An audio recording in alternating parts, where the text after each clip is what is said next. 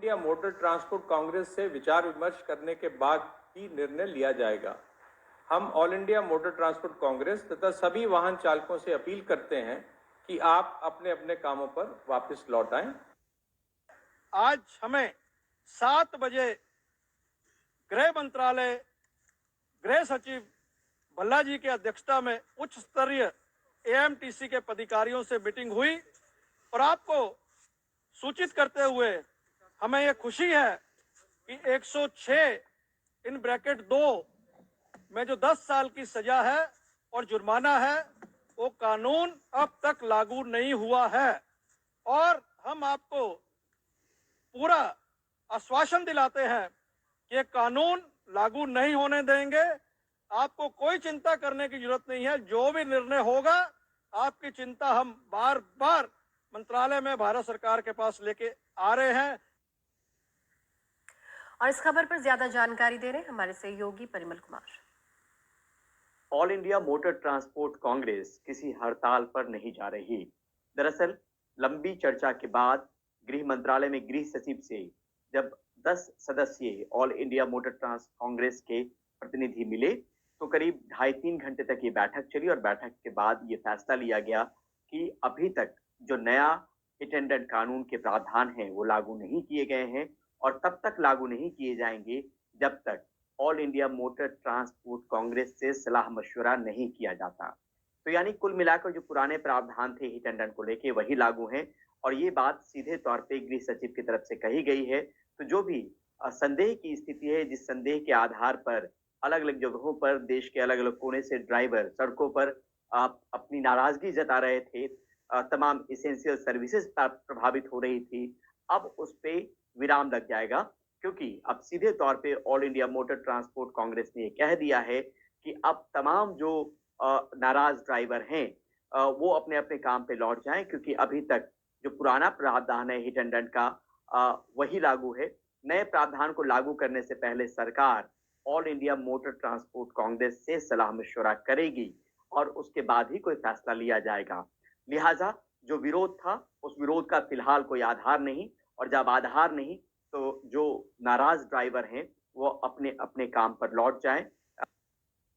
और ये सीधे तौर पे संदेश जो है वो दिया गया है क्योंकि हमने देखा कि कल से जब हालात इस तरीके के बने उसके बाद किस तरीके से चाहे सब्जियों के दाम में उसकी कीमतों में उछाल हो या फिर पेट्रोल डीजल को लेकर एक किल्लत की आशंका की बात हो, जिस अलग अलग जगहों पर लोग जो है वो कतारबद्ध तरीके से पेट्रोल और डीजल भरवाते हुए नजर आए। तो ये तमाम चिंता और चुनौती लगातार बढ़ती जा रही थी खासतौर पे एसेंशियल सर्विसेज को लेकर और अब सरकार के हस्तक्षेप के बाद, मुलाकात के बाद अब एक सहमति बनी है और सहमति में सीधे तौर पे all India motor transport Congress जो पहले से भी दोहरा रही थी इस नए कानून को लेकर, उसके प्रावधानों को लेकर चिंता जाहिर कर रही थी, अब उसको एक उसको सकारात्मक रवैया सरकार का मिला है। लिहाजा जिस हड़ताल को लेकर आशंका जताई जा रही थी वो हड़ताल अब नहीं होने वाली है और साथ में जो नाराज ड्राइवर हैं जो सड़कों पर हैं उनसे भी अपील की गई है कि वो अपने अपने काम पर लौट जाएं। नई दिल्ली से परिमल कुमार, एनडीटीवी इंडिया।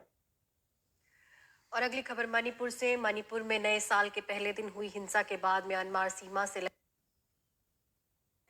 मोरहे से हिंसा का दूसरा मामला सामने आया है। साल का सिर्फ दूसरा दिन और 24 घंटों के अंदर 4 लोगों की मौत, कम से कम 15 लोग घायल हैं, जिनमें सुरक्षा बलों के 7 जवान भी शामिल हैं, जिन्हें एयरलिफ्ट कर इलाज के लिए मोरहे से इम्फाल ले जाया गया।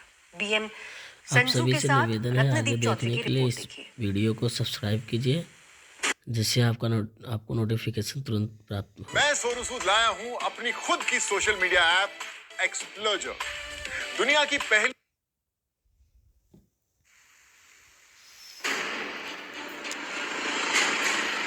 कर्फ्यू लगा हुआ है। थौबल जिले के लिलोंग में बहुत ज्यादा तनाव, जो राजधानी इम्फाल से महज 15 किलोमीटर दूर है। 4 लोगों की गोली मारकर हत्या कर दी गई, 8 लोग घायल हैं। ऑटोमेटिक हथियारों से लैस एक समूह ने जबरन वसूली की कोशिश की और उसके बाद अंधाधुंध फायरिंग की। ये लोग खुद को मणिपुर पुलिस का कमांडो बताकर यहाँ दाखिल हुए थे। इनकी गाड़ियां भी पुलिस कमांडो से मिलती जुलती थी।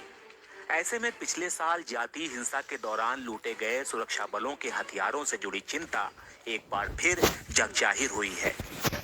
उन्होंने लॉ एंड ऑर्डर सिचुएशन को अच्छी तरह से मेंटेन करना चाहिए था। यूनिफॉर्म पुलिस कमांडो का ये यूनिफॉर्म ड्रेस पहना के यहाँ पे आके डिमांड करने का ये यहाँ तक उनका विल्स, यहाँ तक उनका ये हिम्मत आया है।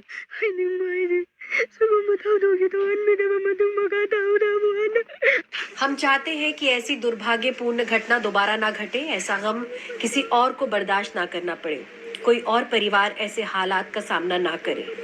पिछले साल मई के महीने से ही मणिपुर में जाति हिंसा हुई और इस साल की शुरुआत में भी फिर से हिंसा के वारदात मणिपुर में हो रहे हैं। और इससे भी बड़ा जो सवाल है वो है ऑटोमेटिक जो हथियार इस्तेमाल हो रहे हैं। सरकारी आंकड़ों के मुताबिक पिछले साल मई से अक्टूबर तक जब जाति हिंसा हो रही थी तब पुलिस के आर्मरी से 5,600 वेपन लूट किए गए। इसमें से 1,500 वेपन फिर से रिकवर किया सिक्योरिटी फोर्सेस ने अक्टूबर महीने तक और 6,50,000 एमुनिशन लूट किए गए। इसमें से 20,000 एमुनिशन अक्टूबर के महीने तक रिकवर किया गया था। लेकिन ये मणिपुर की अकेली चिंता नहीं है। पिछले कुछ दिनों में म्यांमार सीमा से लगा मोहरे संदिग्ध आतंकियों और सुरक्षा बलों की भिड़ंत का युद्ध क्षेत्र बन गया है। 7 लोग गंभीर रूप से घायल हुए हैं।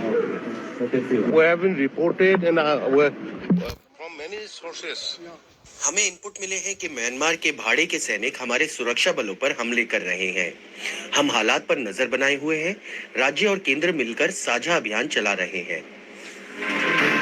ऐसे हालात में मणिपुर में स्थायी शांति कायम करना बेहद चुनौतीपूर्ण है। शिलांग से बीएम सुंजू के साथ रत्नदीप चौधरी, एनडीटीवी इंडिया।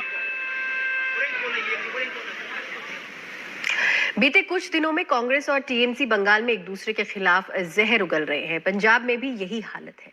भगवंत मान के ताने एक थी कांग्रेस का जवाब दिया जा रहा है। पंजाब में आप और कांग्रेस के बीच तीखा टकराव है।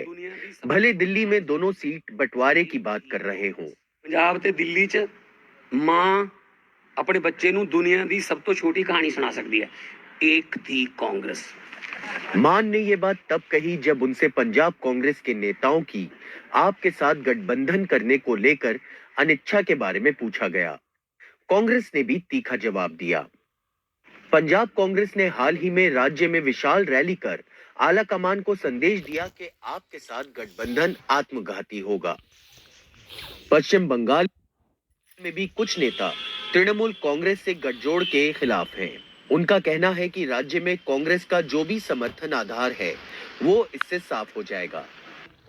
राज्य कांग्रेस अध्यक्ष अधीर चौधरी लगातार ममता और टीएमसी पर हमले बोलते रहे। कांग्रेस ने तृणमूल की तय समय सीमा पर भी अमल नहीं किया। कई राजनीतिक विशेषज्ञ मानते हैं कि राज्य कांग्रेस दूरदर्शिता नहीं दिखा रही। तृणमूल ने कहा कि कांग्रेस के स्थानीय नेता बीजेपी के एजेंट हो चुके हैं। दीदी ने यहाँ गठजोड़ की संभावना खत्म कर दी है। उनकी बात सुनिए, आपको पता चल जाएगा कि वो गठबंधन नहीं चाहती। बंगाल की मुख्यमंत्री गठबंधन नहीं चाहती क्योंकि उनको समस्याएं झेलनी होंगी। हमें कोई एतराज नहीं है, लेकिन बंगाल में कौन आता जाता है ये हमारा सरदर्द नहीं है। ये हम पहले ही कह चुके हैं। कांग्रेस की बंगाल में अपने बूते लड़ने की ताकत है और जहां हम मजबूत होंगे लड़ेंगे। बंगाल कांग्रेस के रुख और दिल्ली कांग्रेस के रुख में साफ अंतर है। कांग्रेस सोनिया राहुल एक मजबूत इंडिया अलायंस के लिए टीएमसी से सहयोग करने को तैयार है, लेकिन बंगाल में राज्य कांग्रेस बीजेपी के बिचौलिए की भूमि निभा रही है, क्योंकि 2021 में टीएमसी ने बीजेपी को हराया था। उधर सीट बंटवारे में लगातार हो रही देरी के बीच ममता बोल चुकी है कि बंगाल में टीएमसी अकेले लड़ेगी, लेकिन बातचीत अभी पूरी तरह टूटी नहीं है और तालमेल की संभावना है। कांग्रेस और टीएमसी दोनों को मिलकर लड़ने के फायदे मालूम है। सीट शेयरिंग जितना जल्द हो जाए उतना ही अच्छा। कांग्रेस अध्यक्ष मल्लिकार्जुन खड़गे को इंडिया अलायंस का चेहरा बनाने का प्रस्ताव तृणमूल कांग्रेस और आम आदमी पार्टी ने ही रखा था। सूत्रों अनुसार ये पता चला है कि कांग्रेस पार्टी कई राज्यों में गठबंधन बनाने के लिए सोच रहे हैं और इस विषय पर